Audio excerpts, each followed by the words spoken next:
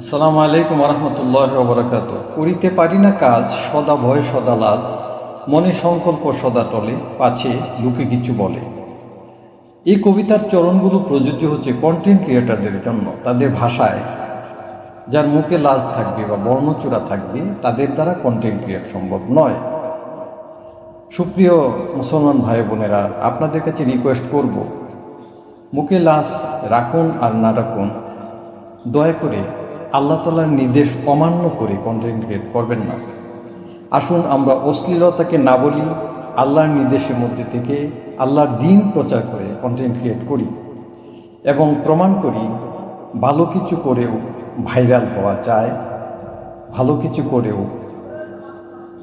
Social মিডিয়ার জগতে টিকে থাকা যায়। আল্লাহ তাআলা আমাদের সকলকে সেই তৌফিক দান করুন। আসসালামু আলাইকুম রহমতুল্লাহি ওয়া বারাকাতুহু।